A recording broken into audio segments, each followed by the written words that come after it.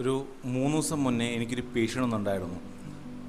ആ പേഷ്യൻ്റ് ഒന്നെന്ന് പറഞ്ഞാൽ ആകെ തലവേദനയായിട്ട് ആളോട് വന്നേ.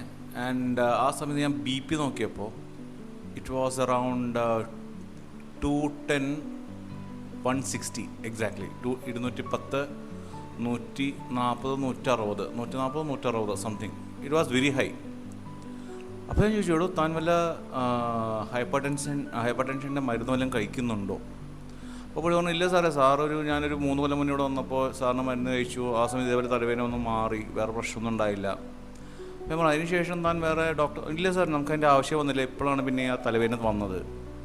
അപ്പോൾ ഞാൻ ബി പിയുടെ മരുന്ന് അന്ന് ഞാൻ പറഞ്ഞതാണല്ലോ, പുറത്ത് കാണിച്ചിട്ടൊരു ഗുളിക ടൽമിസാർട്ടൻ എച്ച് എന്ന് പറഞ്ഞാൽ 40 mg വെച്ചിട്ട് അയാൾ കഴിക്കുന്നുണ്ടായിരുന്നു. അതും അയാൾ നിർത്തിയിട്ടുണ്ടായിരുന്നു. ഞാൻ പറഞ്ഞു, അങ്ങനെ നിർത്താൻ പറ്റുന്ന സാധനമല്ലല്ലോ സാർ, അത് നമ്മൾ റെഗുലറായിട്ട് നോക്കിയിട്ട് അതിനനുസരിച്ച് നിർത്തേണ്ട ഒരു സാധനമാണ്. എന്നൊരു കാര്യം ചെയ്യാം, 3 ദിവസം ഞാൻ മരുന്ന് തരും.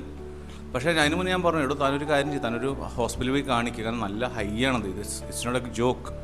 210 എന്ന് പറഞ്ഞാൽ ചിലപ്പോൾ അത് എന്നും പ്രശ്നമല്ല. അയാളുടെ കാര്യങ്ങൾ പറഞ്ഞില്ല, കാരണം നമുക്ക് കൊണ്ടുണ്ടാവുന്ന കോംപ്ലിക്കേഷൻ അയാളുടെ അടുത്ത് പറയാം. കാരണം പേഷ്യൻറ്റ് നമ്മൾ പാനിക് ആക്കരുതല്ലോ. അയാൾ ഒറ്റയ്ക്കും കൂടിയാണ് വന്നത്, ഫാമിലി ഒന്നും ഉണ്ടായില്ല. അപ്പോൾ ഞാൻ പറഞ്ഞു, ഒരു കാര്യം ചെയ്യാൻ, ഞാൻ 3 days മെഡിസിൻ തരാം. And after that if it goes normal, let see. അല്ല അത് പോകണില്ല വെച്ചാൽ you have to go to allopathic hospital and അതിനനുസരിച്ചുള്ള ട്രീറ്റ്മെൻറ്റ്സും കാര്യങ്ങളൊക്കെ ചെയ്യണമെന്ന് പറഞ്ഞു. ബട്ട് ബൈ ഗോഡ്സ് ഗ്രേസ് ഒരു ജസ്റ്റ് യെസ്റ്റർഡേ അല്ല, ഓൺ വെനസ്ഡേ ഇത് ഈ പേഷ്യൻ്റ് വന്നിട്ട് തിങ്കളാഴ്ചയാണ്. വെനസ്ഡേ ആ പേഷ്യൻ്റ് വന്നു. വന്നല്ല, വിളിച്ചു. അത് പറഞ്ഞു, സാറേ, now my present B P is 140/90. അപ്പോൾ ജെന്റിൽമാൻ, ഞാൻ ഇത്രയും പറയത്തുള്ളൂ, നമ്മളെപ്പോഴും ഇങ്ങനത്തെ ഈ ബി പി പോലുള്ളൊരു പ്രശ്നം ഉണ്ടെങ്കിൽ നമ്മൾ കൃത്യമായിട്ട് പ്രോപ്പർ ഇൻവെസ്റ്റിഗേഷനും കാര്യങ്ങളൊക്കെ ചെയ്യുക.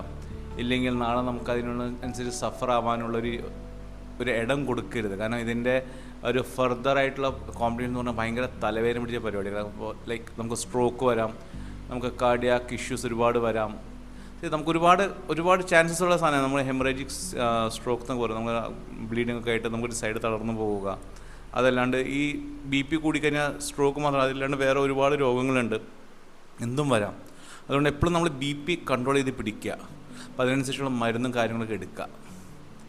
അത് ആയുർവേദമാവും, അലോപ്പതി. പക്ഷേ ആയുർവേദമാണെങ്കിലും നമ്മളത് അവരുടെ അടുത്ത് കൃത്യമായിട്ട് നല്ല ഡോക്ടേഴ്സിൽ പോയി കണ്ടിട്ട് അവരിൽ നിന്ന് കൃത്യമായിട്ട് അത് നോക്കുക. നമ്മൾ കൃത്യമായിട്ട് മോണിറ്റർ ചെയ്യുക. അതാണ് ഏറ്റവും ഇമ്പോർട്ടൻറ്റ്. നമ്മൾ ഏത് മരുന്ന് കഴിഞ്ഞാൽ മോണിറ്റർ ചെയ്യുക.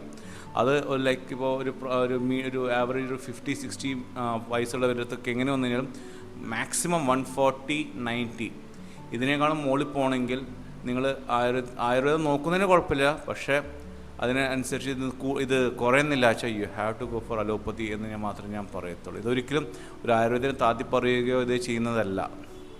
നമ്മൾ എന്ത് ആയുർവേദം എന്ത് അലോപ്പതി ആണെങ്കിലും end of the day it is your health. Okay, ഞാനിപ്പോൾ ഇത്ര തവണ കൊടുത്ത ആയുർവേദ മെഡിസിൻ തന്നെയാണ്. അതുകൊണ്ട് എനിക്ക് നല്ലോണം കുറയുകയും ചെയ്തു. ബട്ട് ബൈ ചാൻസ് കുറയണില്ലെങ്കിൽ ഞാൻ അയാൾക്ക് എന്തായാലും അലോപ്പതി വിടുമായിരുന്നു. So these things you should understand. Okay, by this ഞാൻ എൻ്റെ വീഡിയോ റാപ്പ് ചെയ്യാണ്. So have a nice day. Bye guys.